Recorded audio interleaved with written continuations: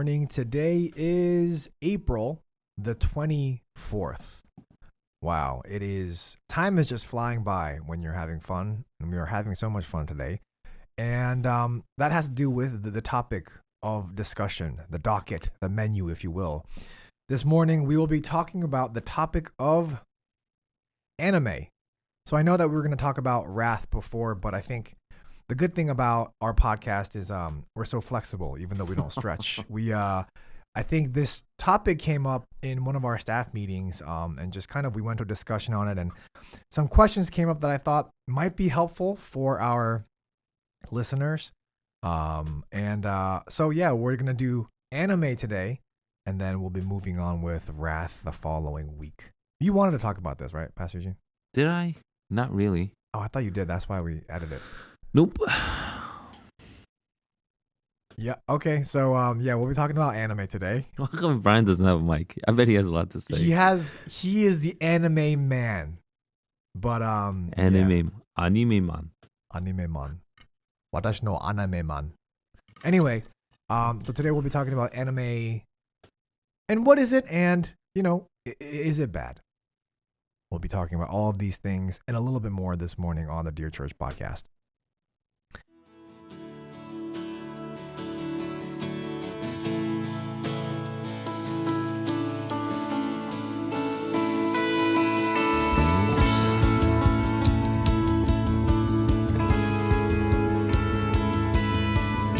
Welcome to the Dear Church podcast, where we exist to fill your ears and your minds with the study of God to see the world as disciples of Christ. My name is Sam Yang. And I am Sailor Moon. Sailor? Sailor Moon. So we have Brian with us today, because we've been abandoned by Junzuk. So we have Brian with us today. So excited to have you on, brother. Today is an exciting day, a fun day, in that we're going to kind of be veering off our normal path and talking about something that is a little different. Today we'll be talking about anime. So I actually don't even know how to define anime. And so we'll be talking about those things. Is it good? Is it bad? Is it a sin? All these just prodding questions that'll convict the hearts of many. Oh, yeah? Yeah, I think so. The answer is no. So you can turn off this podcast. No. Right Don't turn now. it off yet. No, don't turn it off yet.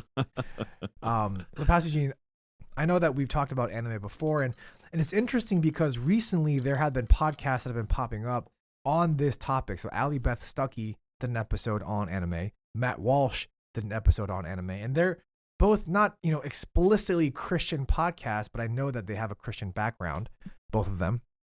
So, what is anime? This is like a very, very popular art form, you could say. A lot of people watch it, subbed or dubbed. But what is anime? Can we define what that is? Yes. Anime is the Japanese word for animation. Yes, but like what? It's animation. I don't know what do you want me to say about it? Okay, so for example, okay. Right. I'm having difficulty because I don't really. So, for example, like animation is like Despicable Me. That's animation. No, anime is a Japanese form. Anime is a Japanese form of animation. So Japanese animation is called anime. And anime has become very popular around the world for a while now, for a few decades. The printed version is called manga. Or manga. Manga is what I heard. But then the animation is what you see on like TV or videos or whatever you get streamed. If it's from Japan, yeah, you would call it anime. So, for example, like is Pokemon an anime? Pokemon is an anime, yes. Okay, so it ranges from like Pokemon, Digimon, Naruto, Dragon Ball. I think it's properly pronounced Naruto. Oh, is it? Yeah. Naruto. And Dragon Ball Z. Yeah, so that's kind of the range of anime, right? There's Shippuden Kaiden or something, Kaisen, Shippuden, something. Yeah, and then there's Haiku, and then there's also Haiku's a poem. Haiku is the volleyball one, I believe. Haiku. Yes. I think it's Brian's favorite poetry and anime at the same time. Brian loves haiku. Mm-hmm. But so I'm just wondering, like, people have been talking about this. It's been gaining a lot of traction. I mean, you've seen NBA stars watch anime. Michael B. Jordan says he only watches anime. All of these celebrities and famous people are coming out saying they love the art form, they love watching anime.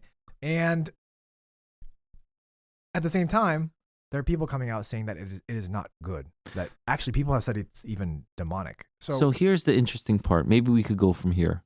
So anime, defined is Japanese animation or Japanese style animation. Some people might say it's anime. And without getting into too much of the history, it's actually been out there since the early 1900s. But then it really became famous in like the 60s with like Astro Boy. I don't know if but you can. I know Astro Boy. Astro Boy is famous in Japan. So you'll have like depictions of Astro Boy. Yeah. In Tokyo and things like that. Yeah.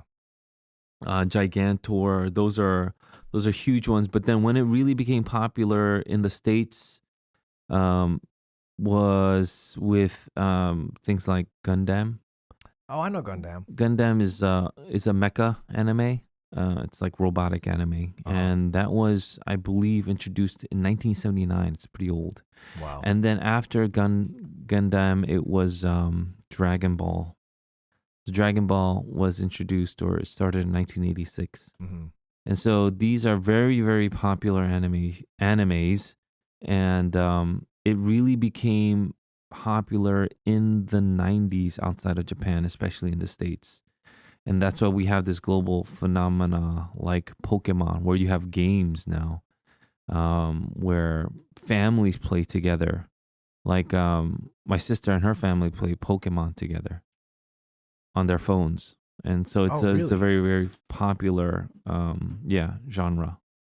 Gotcha. So anime, Japanese animation, is it a bad thing? And I'm curious because, people don't normally come out and condemn a type of media like this. People don't come out and say animation itself is demonic or cartoons are demonic. But multiple people have come with this conclusion that it is demonic. So I'm just curious as to what your thoughts are. And is anime a good thing? Is anime a bad thing? Can an art form be a good or bad thing? So I think you've hit something. You've hit on something, which is anime is a medium. It's an art form or it's artwork, and it's defined or it's categorized as anime. But now that you can say it's a medium, I think it's gone beyond the medium that we need to understand. So a lot of conservative pundits or commentators, they've talked about anime in a negative light. If you see a lot of conservative Christians, they won't really talk about anime in a positive light, and if anything, maybe in a negative light. But here's one way we can look at it. Anime is Japanese. Because it's Japanese, a lot of it has to do with Japanese culture. So animations that we watch, things like Incredibles or, what are some other famous animations? A Bug's Life. A Bug's Life. Despicable Me. Yeah, those things are from the Western culture. Japanese culture and Western culture are very different. So a lot of the things that we watch that are, dubbed anime, they're from the Japanese culture. So they arise from a Japanese worldview, and Japanese people do not have a Western culture. Right. So the Western culture is foreign culture to them. So when they depict like black people or white people, they very much caricature them. Yeah. Black people will be like midnight black. Yeah. You won't see shades of black people a lot. And so some criticisms for anime is exactly that. It's very, very... I guess people could say it's racist, but it's more discriminatory or stereotypical. So, white people, you'll see even in the subbed versions, they'll have very blonde hair, very blue eyes, they'll talk slow, and things like that. And that's how they receive it. So you might think that's racist or discriminatory or stereotypical, but that's my point is it's Japanese culture. So it's how Japanese people receive other cultures. So you'll see that depicted in these animes. And one thing that we ought to be mindful of is Japanese culture is based off of Shintoism and Buddhism. Those are the two primary religions in Japan. Western culture is based off of Christianity and Christian values. We can hate it all we want in the West, but it's based off of Christian values. And that's absolutely a historical fact. Right. And so because it is, so I remember going to Japan for the first time after the tsunami hit. And so there was a nuclear reactor meltdown. I don't know if you remember this in the past. And because of that, they had to evacuate Fukushima, and all the areas around Fukushima, they were already devastated. So there's all this horrific devastation in that area. And I really wanted to do an outreach there to see if anybody needed help, but at the same time, more importantly, preach the gospel. Yeah. So when I went there, I remember the locals where I went. We went to the areas around Fukushima. We went to like Iwaki. We went all the way down in those areas, in that coastal area. And they would even say things like, well, here's a monument that is built, and it was built by the Buddhist priests or the Shinto priests, but it's really Buddhism. Shinto is, so this is what they told me. Shinto is when babies are born. Buddhist is when people die. So they adopt the Shintoist like religion when babies are born, or when you want to get in, Shinto temples. If you watched anime, so I'm assuming a lot of people here are somewhat familiar with anime. And so when you watch them, there's a lot of prayers that are done, things that are hung in trees and things like that, right? Before a test, they go pray in front of a temple. That's Shintoism. And when people die, you have these monks come and people dressed in garb, right? That's Buddhism. And so what they would say, this is what people in the area of Fukushima would say to me is, well, they came to bury all those people because that's our culture, but they basically came to get money from all the burials, and then they left us. It's embedded in their culture. That's just what they understand. They might not love it, but there's no option. So they might not appreciate as much the fact that Buddhists like priests would come and they would perform those ceremonial rituals and rites of the dead, and then they would just leave after collecting the money. They might not like it, but that's what they have. That's who they are. So just because you hear that they don't like it doesn't mean like, they must hate it. It's just it's like complaining about your own family. You hate it, some things about your family, but when someone else comes in and be like, yeah, your family stinks, and you'll get offended too, because that's a part of their culture. Right. And so one of the things that we were challenged by when we were there was they would complain about it, but they wouldn't necessarily want to receive the gospel. And so one thing that the people there, when I went there, so I didn't go to Tokyo at first. I went to that, the more country rural areas. Houses were just swept away. Cars were in piles because I went there a year after the tsunami. And so cars were just put in piles because they wouldn't take it. And when people would receive government checks, there's only one building standing. And that building was the pachinko. Pachinko, if you don't know, is the Japanese version of the slot machines here. Yeah. So people would get their government paychecks and they would just gamble it because they didn't have any hope for the future. So when we went there, we joined with some other groups that were there, like Alpha, and there were all these other relief groups that were there. They're Christian based. And we would help them. We would pluck weeds out because, again, houses were just swept away. So what was left in the wake of that devastation were just weeds that grew up. Yeah. So they're just weeds where a house used to be. There's nothing else. So we would just go maybe pluck some weeds, talk to some locals there, pick up nails and other debris in the roads so that people would stop getting flat tires. And they would complain to me about that. But one thing they were really shocked was there was a there were people from outside of Japan coming to help Japan. So this one gentleman that I spoke to, he just didn't understand. So he came up to me and talked to me. And I think he had a particular affinity toward me because he says, well, this is the translator telling me. He said I look like someone who did Buto or some kind of martial art, right? Okay. And yeah, I told him I did kendo when I was a kid, things like that.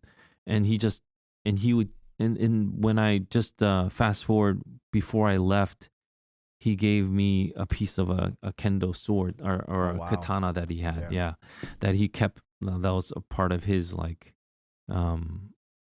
memorabilia, and he gave that one to me.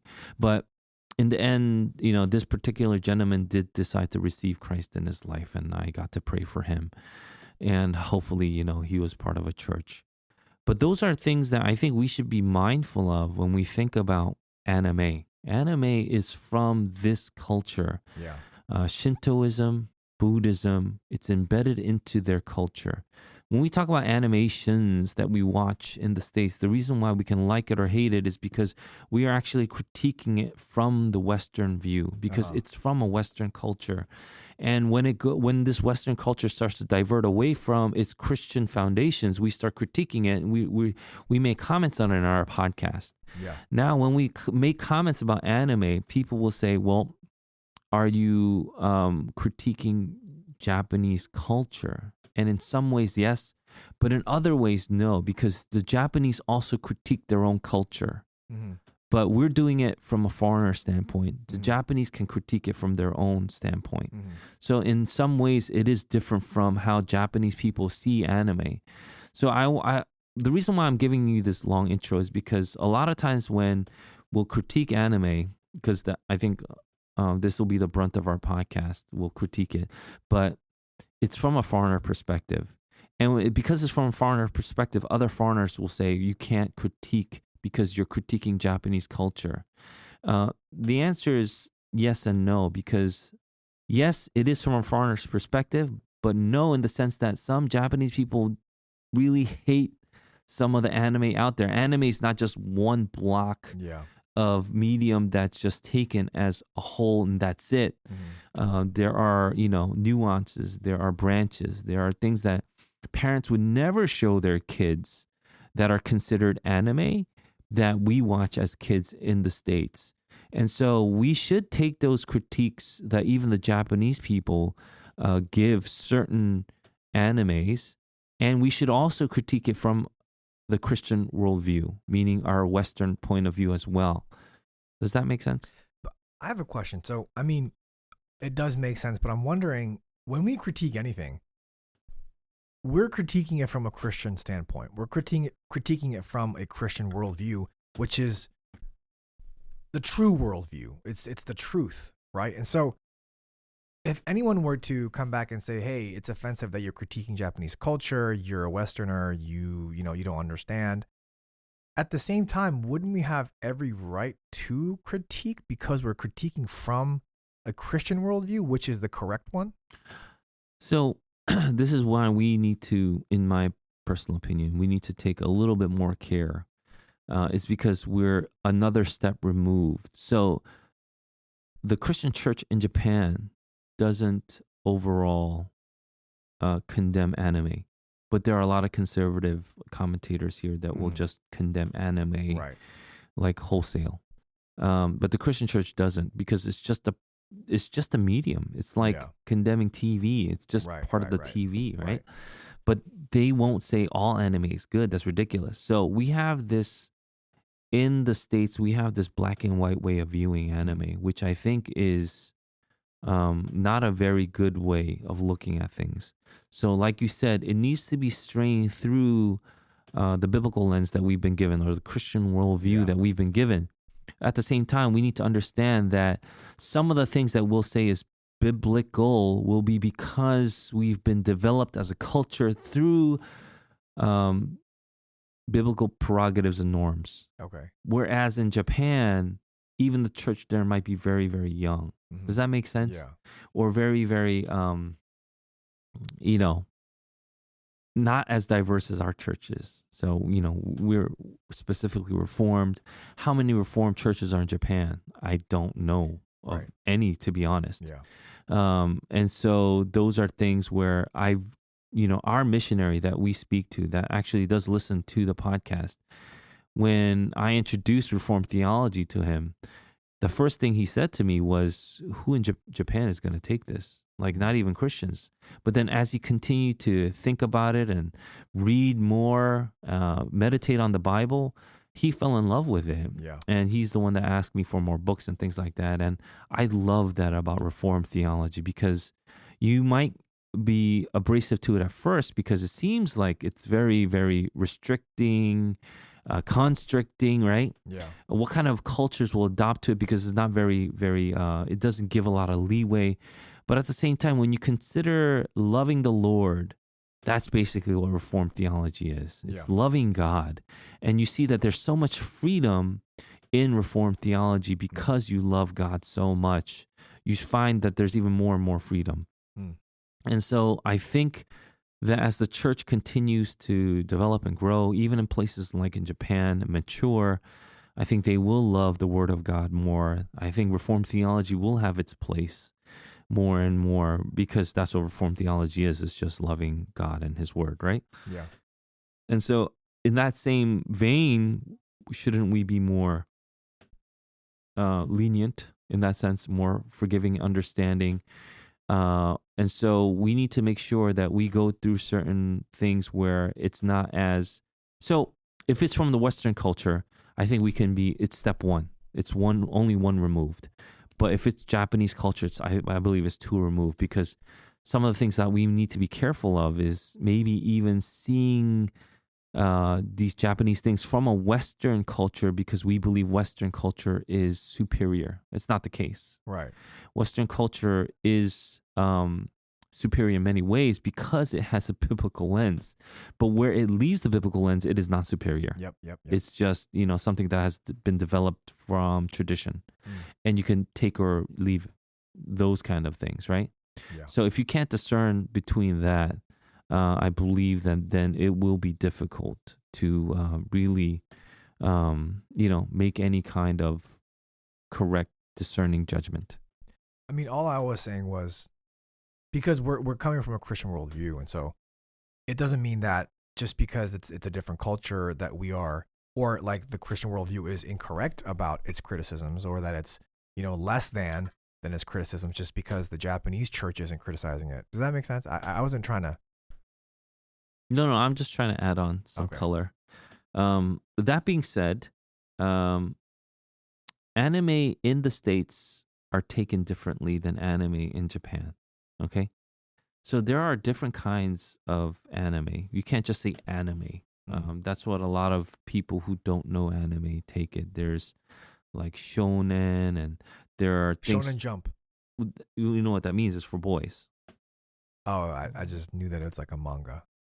No, it means it's for boys. So there's anime for girls, there's anime for boys, there's anime for kids, there's anime for adults, and they all have different names. Okay. It's not necessary that you know everything, but even in Japan, they actually make those categories so that, if you're a little boy watching little girl anime, people might be like, why are you watching little girl anime? Yeah. Like Sailor Moon is a little girl anime. Yeah. Little boys wouldn't necessarily be watching Sailor Moon. Right. But because it was so novel and it was so like nice and it was pretty, it was so well made. When Sailor Moon came to the States, it wasn't only little girls that watched it. No. Little boys watched it, and adults actually Grown men watched Sailor Moon. Yeah. And so that's not something that would have been really accepted in Japan. It'd be weird if like a 40-year-old Japanese man was watching Sailor Moon, and some do. I'm not saying nobody does. I'm saying some do. Some actually people watch outside of their category, but those people would know that I'm watching something that's outside of this category.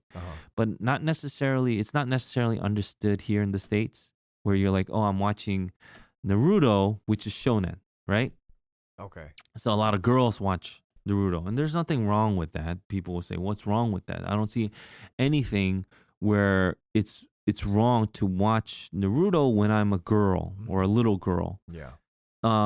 Yes and no. Yes, and there's nothing wrong. A good anime is a good anime, but no, in the sense where if you're a girl and you're primarily watching shonen stuff or little boy stuff, and you're not watching little girl stuff, it may seem in that culture, you would be seen as maybe a little imbalanced. Okay. Does that make sense? Yeah. Okay. But in the States, there is no distinction.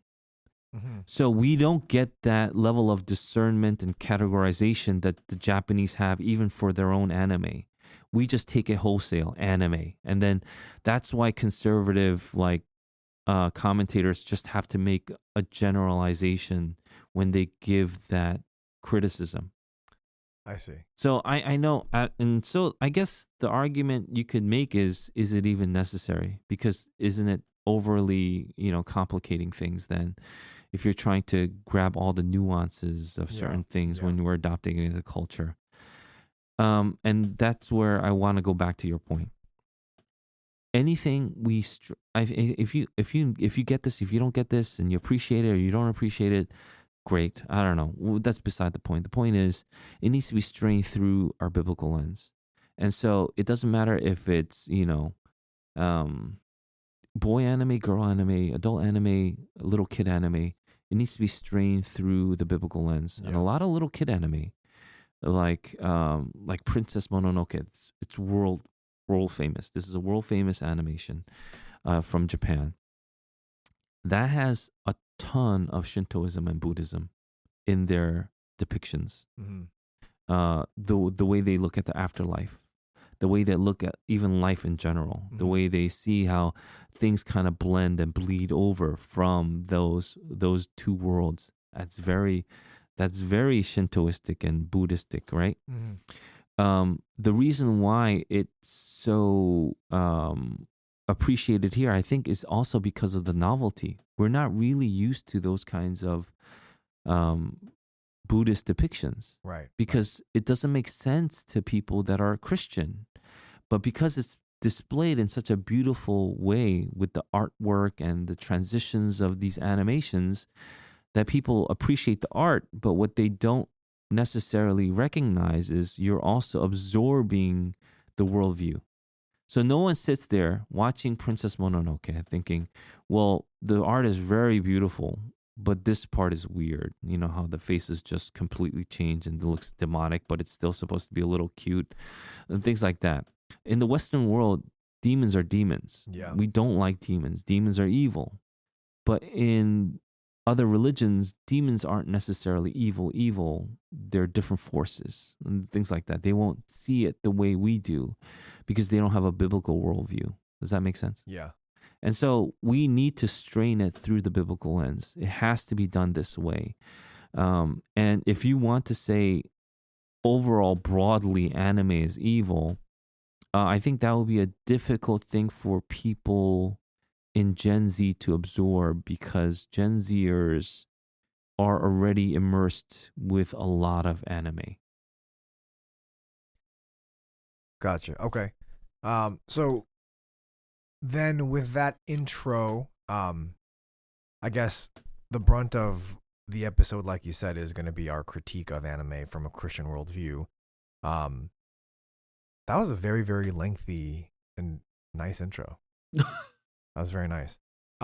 So then how would you, I guess I don't even know how to ask this question. How would you critique it then? Is anime a good thing? Is it a bad thing? And the reason why this even is coming up is because so many people, like you said, have deemed it to be not a good thing. Have deemed it to be demonic. Yeah, so I don't think anime comes from a Christian worldview. For the most part, I think 99.9% of it all doesn't. And then what we are supposed to do are things like Colossians 3:2.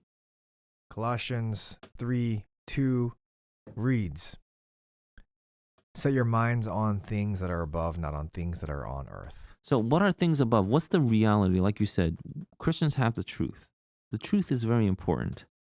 And we are to set our mind on the things above, not on the things of earth. Yeah. How much truth can you get from a place and a worldview that doesn't have Christianity anywhere in its foundation. And you can argue that the Western world has lost a lot of it, and I agree. But I still think it's different from, let's say, Japanese culture, who doesn't have any of it. Okay. Yeah. Yeah. Let's go to Philippians 4:8, one of my favorite passages. Philippians 4:8 reads, "Finally, brothers, whatever is true, whatever is honorable, whatever is just, whatever is pure, whatever is lovely, whatever is commendable, if there is any excellence, if there is anything worthy of praise, think about these things." So that's what we're to focus on. So I get it that we can appreciate anime. I get it that we can appreciate it to a degree, but to be overly immersed in it, to have that be like the primary medium in which we are entertained, I would challenge that. And I say this as a person who has been very influenced by anime. Very, like when I was growing up, I went to a Korean comic book store. It's called Manapang. And they would have these little comic books, but comic books are not like comic books in the States. Comic books are like, in the States, are like 1 month issues. Every month an issue used to come out. Now people just read webtoons. It's different. But webtoons. I know webtoons. Anyway, in these comic book like stores in Korea, like the Korean comic book stores, they would have a manga then, but now it's also an anime called Dragon Ball. And Dragon Ball was fascinating to me because what it did was it took the love and appreciation of martial arts and took it to a fantasy level. Okay, so there are very few people that don't know what Dragon Ball is because it's so popular in the United States, and it's so popular in the United States, which is kind of amazing. Is it as popular in Japan? And I think if I were to take a poll, and this is obviously not a scientific poll or any real poll, this is very anecdotal, I would think Dragon Ball is more popular in the States than it is in Japan.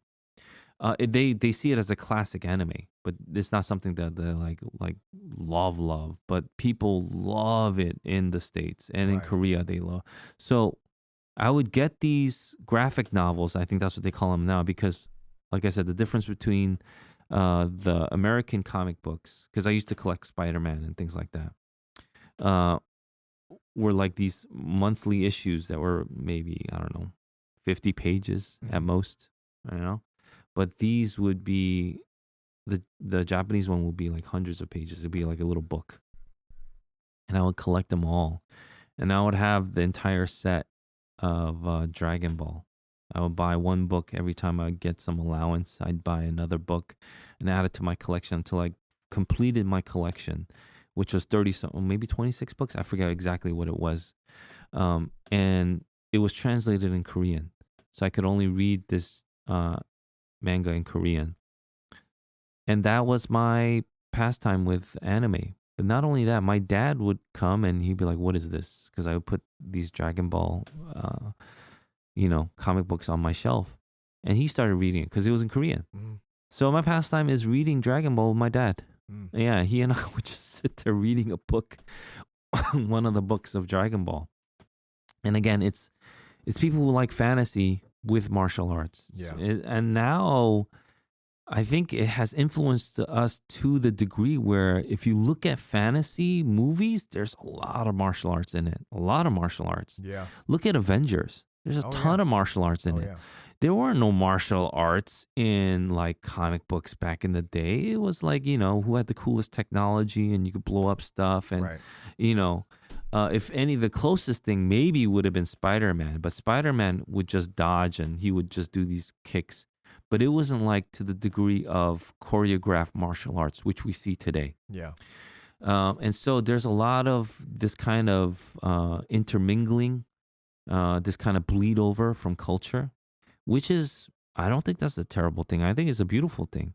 But again, if we're going to set our minds on the things that are above, it needs to point to the beautiful things. And I get it that there is beauty in every culture and that we can appreciate. But if it doesn't lead to God, if it doesn't lead to us thanking God for it, then I would say maybe take a step back, because the extreme now has become animation is beautiful. We should appreciate it. Christianity isn't the only way to God. Boom. There you have it. Because I've watched things like Princess Mononoke or animations like Final Fantasy or whatever it was, like back in the day. Now they have other animations, but they don't believe in the Christian God, and yet how can they make something so beautiful and things like that? If that's the case, then that's where we've taken it to the extreme. Another extreme, which is now getting to what the conservative commentators really go at, is the sexual aspect. The Japanese people view sex very differently than the Westerners, okay? And so that's also something that we have to understand.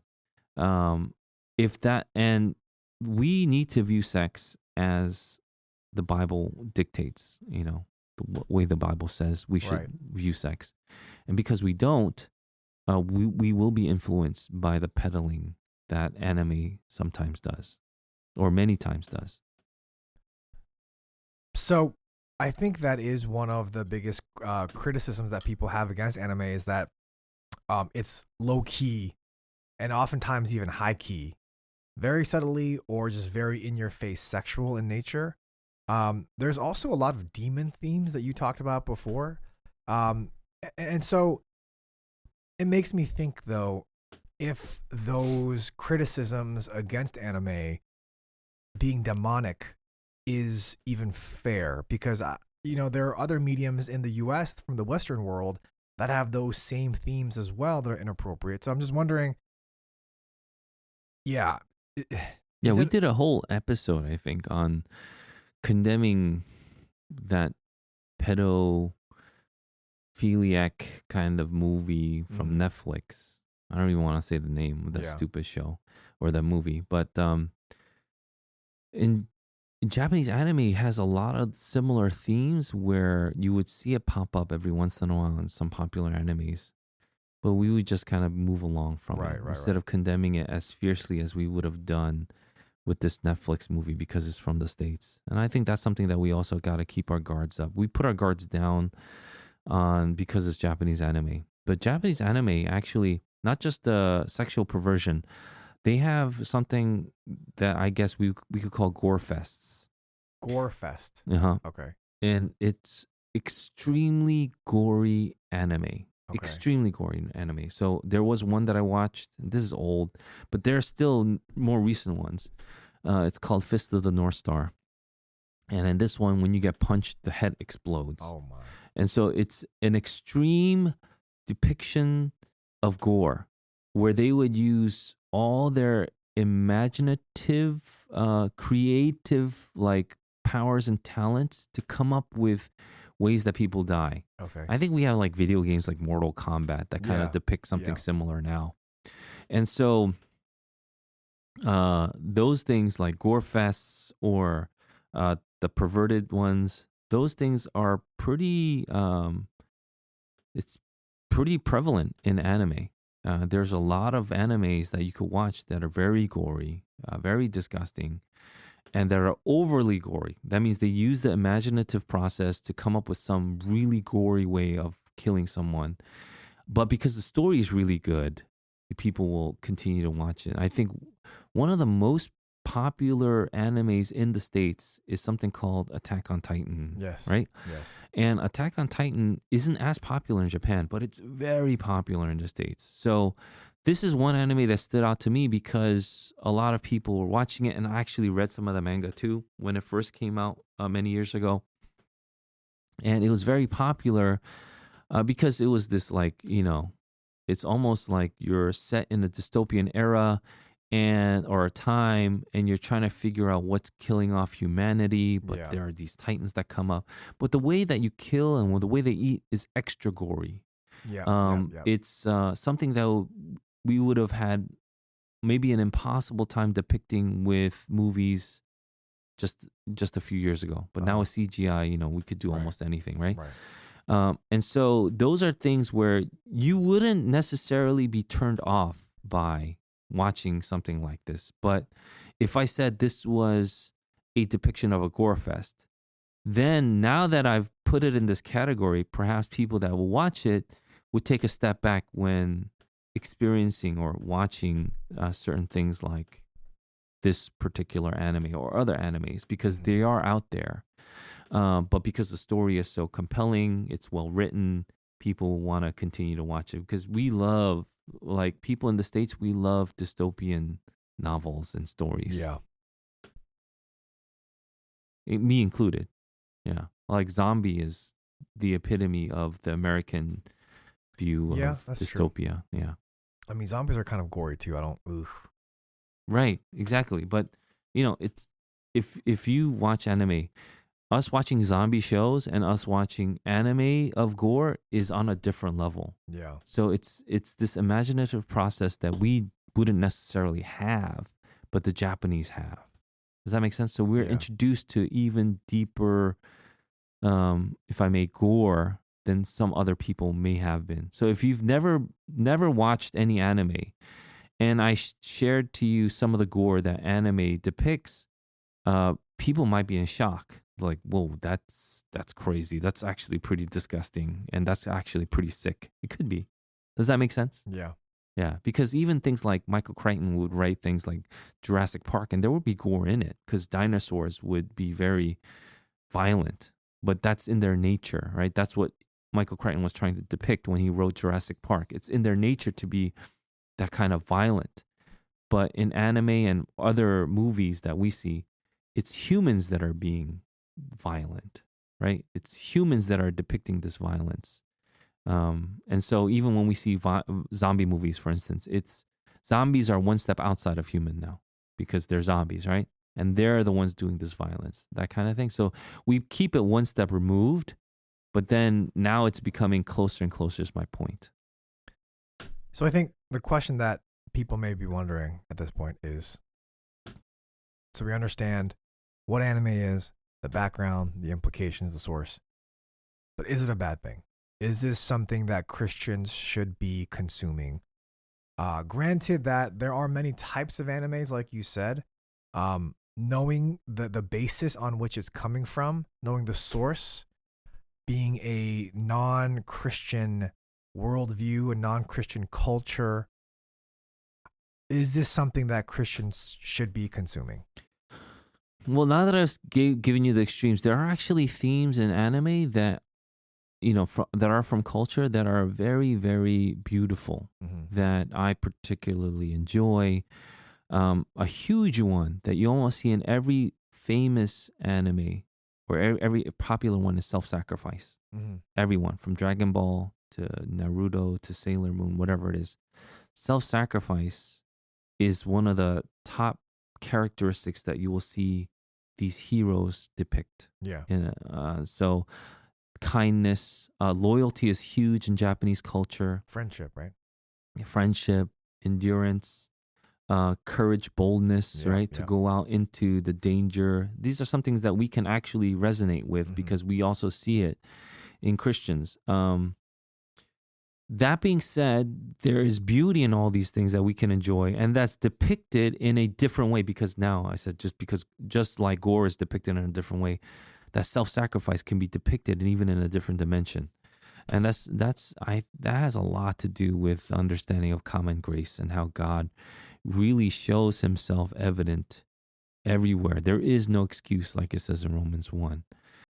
I think when you're a strong Christian and you really enjoy anime, you should be able to resonate with me on this, that it is a time where we should keep our guards up more so when watching anime, or especially a new one that's popular, whatever it is. Because when you don't, and for we Christians, I would say, please, there's other things you need to work on. Yeah. But let's say you're a strong Christian, you appreciate anime. There are things that you need to make sure that you're not prideful of, and you got to keep humble. You got to keep those guardrails up. You got to make sure that if it's bad, it's bad. You need to be able to distinguish between what is right and what is wrong, even if it's anime. And at the same time, what we could do is we can take from, let's say, their storytelling ability and adopt it into our own when we're reaching out to people, or even when we go to Japan, we can share some of the things that we enjoy about their culture and say that's actually from God, which is exactly what Paul did in Mars Hill, right? With the Areopagus. Yeah. Paul would say, I see all those gods. He was able to understand because he knew those gods. He was educated. So when he went there, he's like, actually, there's even one to an unknown God. Let me tell you who that is. He was able to say that because he understood the culture. He understood there was beauty in certain aspects of this culture, even though it wasn't Christian or even Jewish, right? Because, like I said, the common grace is pervasive. That's truly how incredible God is. And so there are these things that we could watch for and watch out for. And those are things I think we need to keep in mind. So if you were to ask me, is anime wholesale bad? I think it depends on the watcher. And so if you are constantly watching anime that is close to pornography, then don't watch anime because that's what's attracting you. And this is what has happened to Gen Zers, a lot of them, where we see they are watching anime that are not appropriate for their age and not appropriate because it's pushing them to a sexual understanding that is not biblical, that is not right. I don't even know if we should name them here, but I'll just go very soft, rated G stuff. How about that? There's things called gender bender. Yeah, gender bender anime. And that's something we've dubbed here in the States where guys can turn into girls, girls can turn into boys in this anime. Those are things we need to watch out for. And those are things that young people are watching because it's a fun story. It's very exciting. It still has the elements of like self-sacrifice, loyalty, all that stuff that we talked about, but with this aspect to it. That's what's different about this particular anime. It has the self-sacrifice that a lot of good animes have, but it also has this aspect. And they make it creative, they make it fun, they make it funny, right? And so your guard starts to come down. And then you start thinking, well, it's not so bad if we change genders. Yeah. And that's something that we got to watch out for because a lot of Gen Zers, they have been influenced by stuff like this. And that's why you have more conservative people look at this and say, this is a social contagion. This is a social phenomenon. And a lot of it we see is connected with anime because we don't see that stuff in children's cartoons here. Yeah. But children will watch anime with some of those depictions. Well, we kind of see it now, I guess, today. Unfortunate, yeah. Yeah, which is sad. But so then would you disagree with those political commentators that say that this is an evil, that this is demonic? No, I wouldn't disagree. I think I would take what they say and trying to garner wisdom and discernment from the warnings that they give. If I were to say it in this really long, nuanced way, and you don't know anime, you're just gonna shut off. Like the people that are listening, if you've listened up to this point, I would imagine that you've watched anime and anime has been a part of your life to whatever degree, and then you're saying, oh, actually, what he's saying is true to all these characteristics. Yeah. But if you have no idea, you're like, what? Let me go watch football. This is boring, right?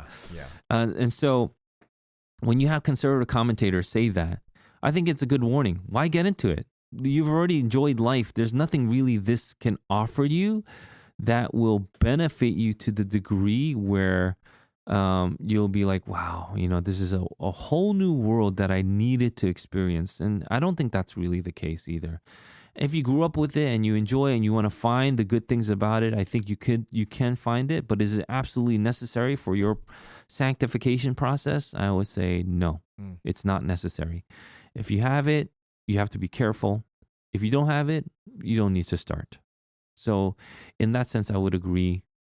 Where if you're not really into it, then don't get into it. There's no point. But if you have been like one of the millions of people that enjoy, let's say, Attack on Titan or Naruto, those are things you got to watch out for because there are little things that we call fan services. So they'll do these little bits that are not necessary to the plot of the show, but they'll do it for that group of people that enjoy this kind of, you know, this kind of depiction in anime.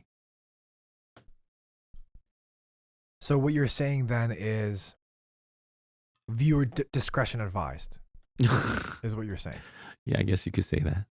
So as a Christian, if we are watching anime, if it causes us to sin, if it leads us down a sinful path, then that's something that we need to cut off. But if we can, in discernment, watch it,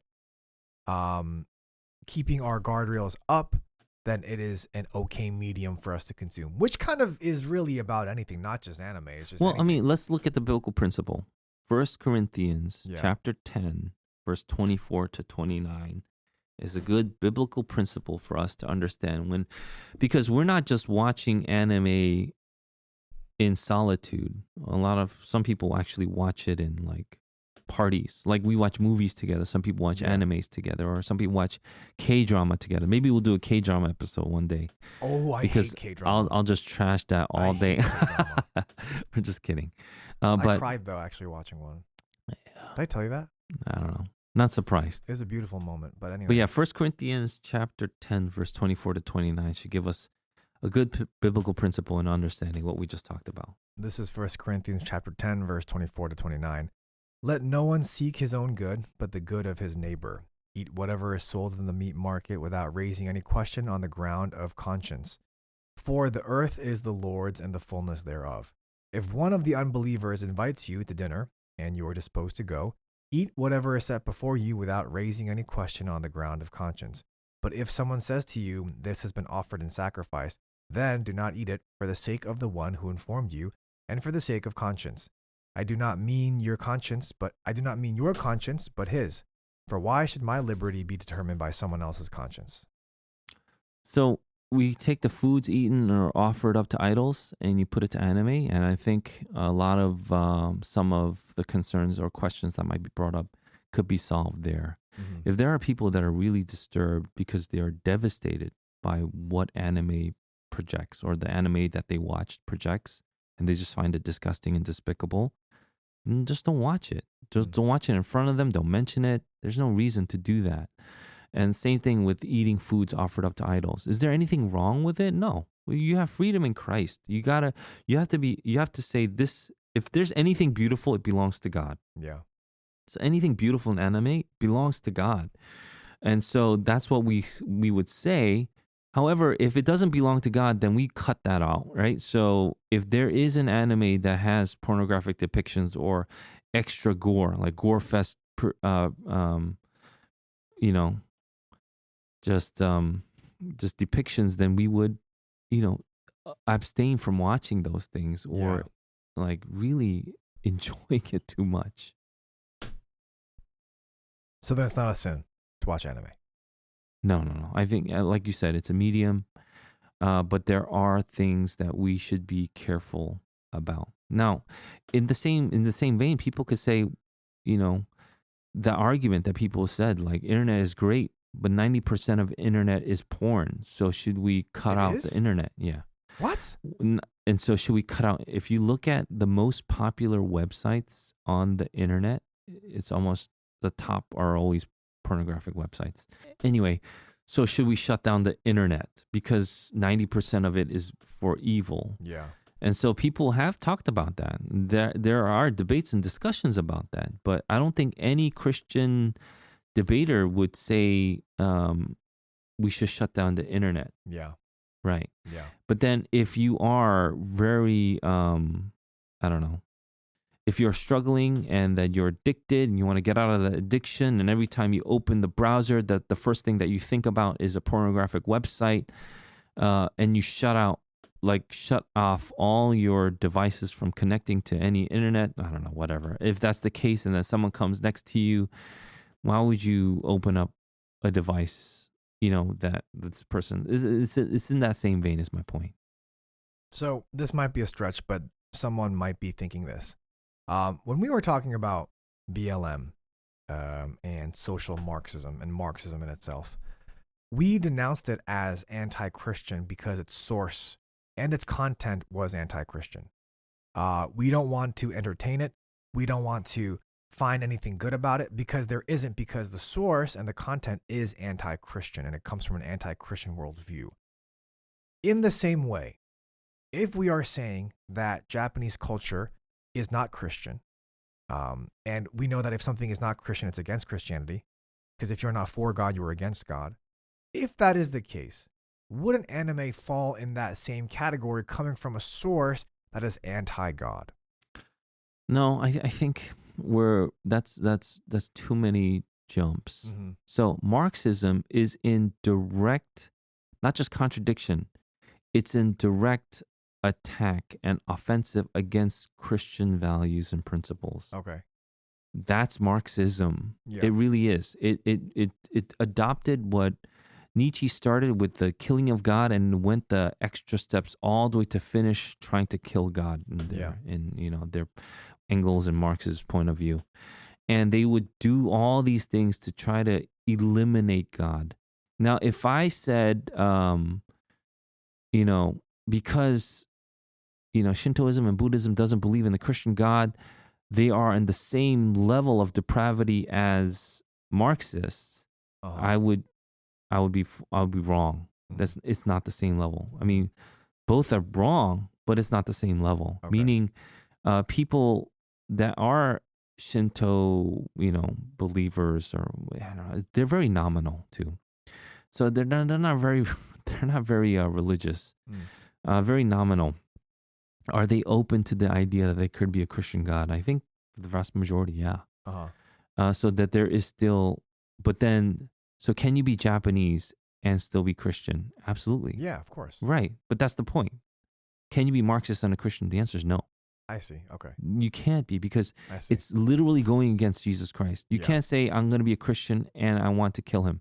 That doesn't make any sense. Yeah, that's what Marxism is. Gotcha. Okay. Marxism wants to get rid of every single Christian principle out there because it's only about power. It's not about humility. Anything that the Christian worldview says, they flip it. This is why I hate Marxism. And it's so deceptive because people will just say, well, it's only an economic, ideology. And then when that completely failed, it's only a social ideology. And when that failed, it's only a racism thing. It's only racism will adopt this ideology. Yeah. It always tries to come back, but it keeps on failing.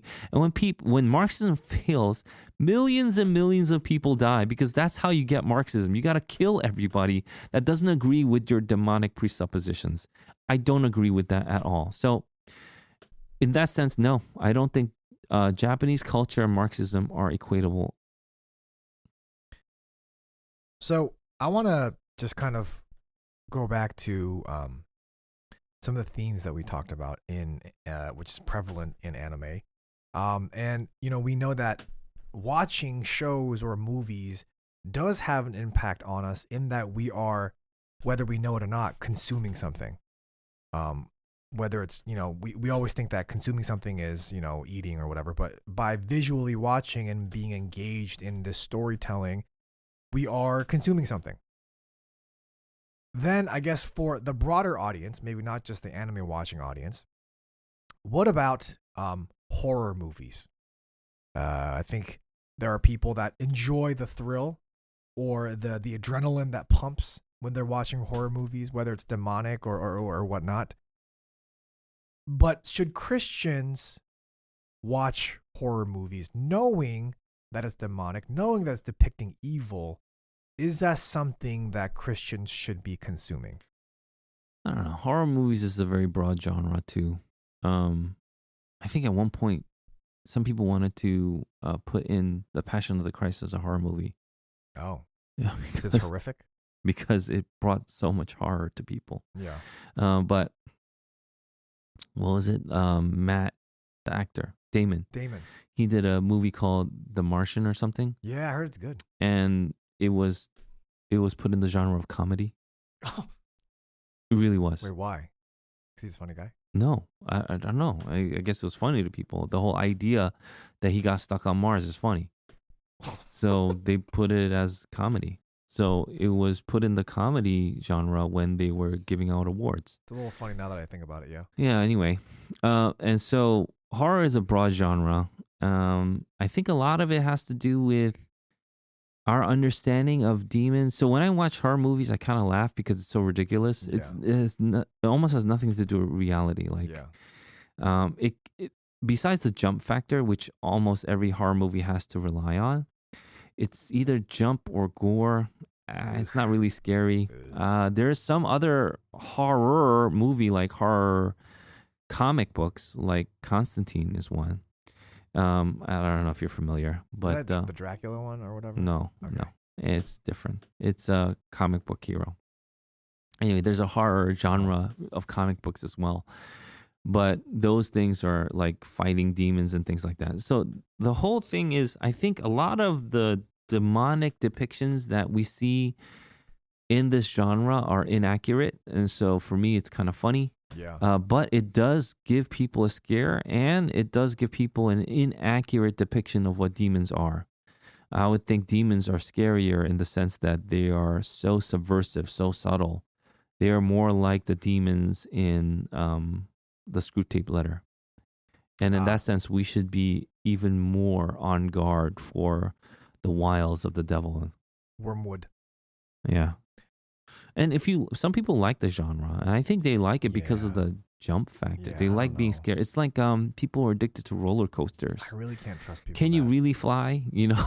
Yeah. No. Why ride a roller coaster? I think people are they love the adrenaline rush, and so some people like horror movies for the adrenaline rush that they get. So I don't know what their motives are, but I just don't find it edifying for me personally to watch it. I just think, if I want a good laugh, maybe I'll watch one. It's hilarious how some people die, and it's just so unrealistic. And so, my wife would be like, it's so terrible that you're laughing at this. Like, the person died this horrific death, but it's so ridiculous. The depiction is so ridiculous. Yeah. But now we are in a world that is getting more to the ridiculous, I guess. Right? So people are doing more and more ridiculous things because sin is, becoming more and more predominant in our societies. So then, to close this section off, I want to ask one broad question to maybe help us practically practice. Is that a word? Practically practice what we talked about. Where is the line? Where is the discernment line, whether we're watching Western stuff, Eastern stuff, whatever it might be, Northern stuff, Southern stuff? Where is the line that we need to have as we discern what we should consume, what we can consume, what we shouldn't consume? Yeah, I think it will show your character, what you're consuming, what you're naturally drawn to. And so if you are naturally more and more drawn to things that are beautiful, things that are good, things that are godly, then you're moving on in the sanctification process. But if you become more and more drawn to things that are more worldly, demonic, evil, perverted, perverse, right? Those kind of things, then, your sanctification is not really getting there. And so that's something that we can look out for. It's Charles Spurgeon who said, visit many good books, but live in the Bible. And so if we're talking about other mediums besides good books and the Bible, then you would think like anime is a very, very distant, like third, fourth, or fifth in the mediums that you consume. It should not be number one. It should not even be number two. And so if it's a distant third, fourth, and fifth, it's not really a big concern for me. If you came to me and it's like, well, I enjoy Dragon Ball. It's like, great, so did I. And then you just move on from it. But if we constantly talk about Dragon Ball, and that's all we can do, and we start mimicking Dragon Ball moves to each other, and that's what our lives are now based around, that's a little weird, especially since we're old. We're not little boys. And so those are things that I would think that we should be mindful of. So whatever medium you consume, it's on a priority level. So if the Bible's number one, do you really enjoy the Bible? Do you really enjoy meditating on it, reading it, studying it, listening to the word that is, exegeting the Bible? And then do you enjoy other books that are based off on biblical principles, right? And things like that. And then I would go all the way down to these other, things. Thank you for that, Pastor Eugene. I feel like I need to thank you a little bit more because I feel like that was a little short thanks. Thank you, Pastor Eugene, for that. I thought that was really interesting and is really helpful for us. Not just that, those of us that watch anime or read anime, but those that really consume any sort of media. So thank you for that. We do have a quick Q&A before we close this morning. Let's go. We need a beat.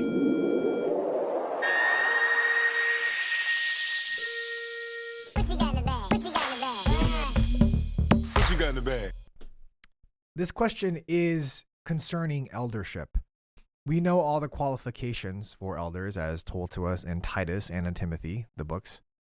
However, when an elder becomes disqualified for certain things, I guess, how long is that disqualification? Is there ever a scenario where that elder would be permanently disqualified? And how do we discern that, knowing that the Bible doesn't really talk about elders who get disciplined and then coming back and such? So how do we use wisdom in that? I think we need to understand what repentant is and what's talking about restoration, and when you are restored into the fold, what that means. And so there are things that can permanently disqualify you for eldership. I believe so. There has to be. There's consequences for actions in this world and even in church. Let's say you murder somebody, you'll go to jail. You can be forgiven by God and go spend eternity with him, absolutely. Yeah. But you'll still have to go to jail. There are consequences in this world. And I think the sad part is in the church or in the family, people don't understand that. They just think it's something that the secular world has. It's not true. And so there are things that we have to experience or we will experience because of sin in this life. Yeah. Look at David, for example, in 2 Samuel. When he sins with Bathsheba, he's forgiven. He's forgiven. Right. But his son still dies. Yeah, yeah. And his whole family is affected by and punished by this sin. Yeah. Where Absalom goes nutty, right? And so those are things that we see. The effects of sin is there, and that's something that we need to watch out for. We need to be aware of. So when an elder sins, it has a greater impact than a non-elder, because that's why an elder is there. So when they sin, we need to also address that issue. It needs to be publicly addressed, like it says in the word, and it needs to be publicly repented of and dealt with. When it is not, I think that's where we see a lot of problems when it comes to restoration. So what I've noticed is that when elders or pastors or preachers are disqualified from their position and leave their church in shambles for the most part, they're picked up somewhere else. They're hired somewhere else. An example, or they go on missions. So an example is Carl Lentz. We know him as a pastor that was here in Hillsong, New York. He was having an affair, unfaithful to his wife, and he was let go. He was fired from his position. And recently, I think he is hired or is being hired by a transformation church down in Oklahoma. And so this is a case where a man was disqualified and then was hired again by another church. And it seems like this is happening. I mean, look at Mark Driscoll, same thing. And so I'm wondering,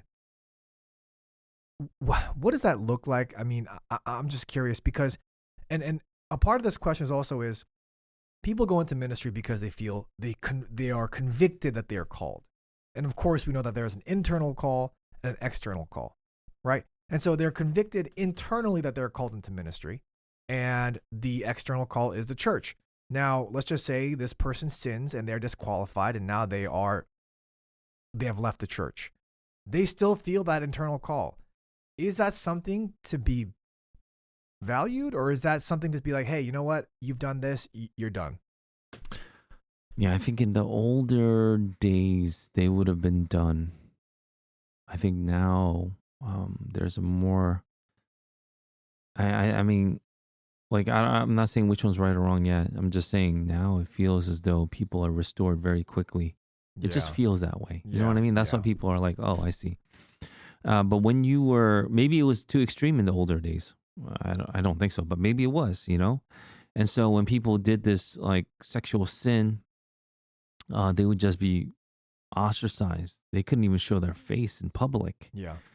But now it's like, oh, there was a sin, you know, I've restored him, he repented, and we're good. I don't think that's how it works. Yeah. When you sin against the entire church as an elder. And so when you sin against the entire church. That means the entire church needs to see your repentance.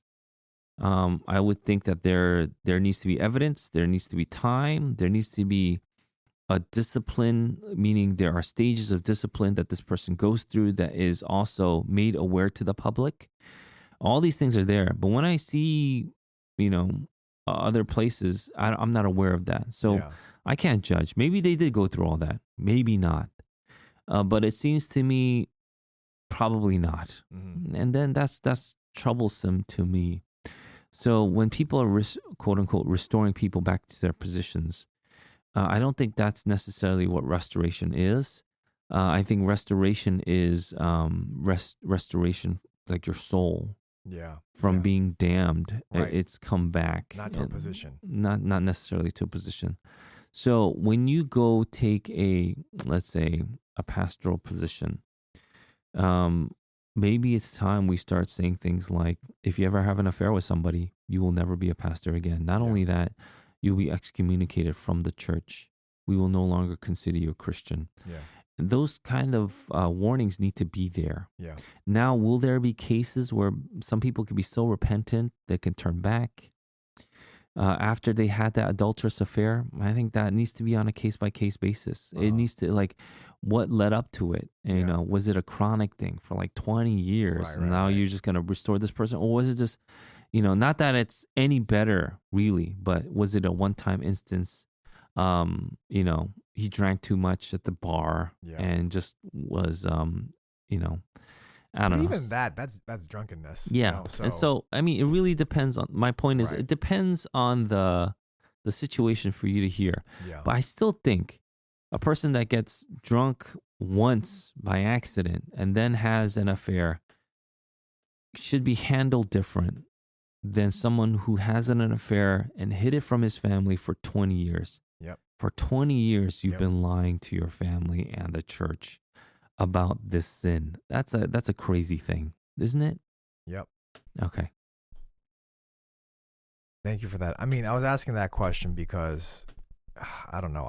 I know that there is two different camps, right? People that say, oh, repentance is enough to restore them to the position, whereas the other camp will say, you know, putting them back up on the pulpit is discouraging to the member.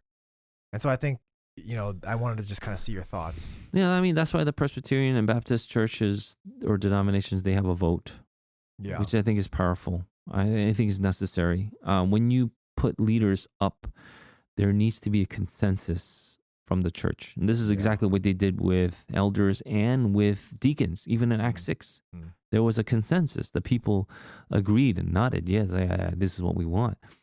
When you restore someone to leadership, perhaps even that should be taken, where the people need to be like, yeah, this is exactly what we want.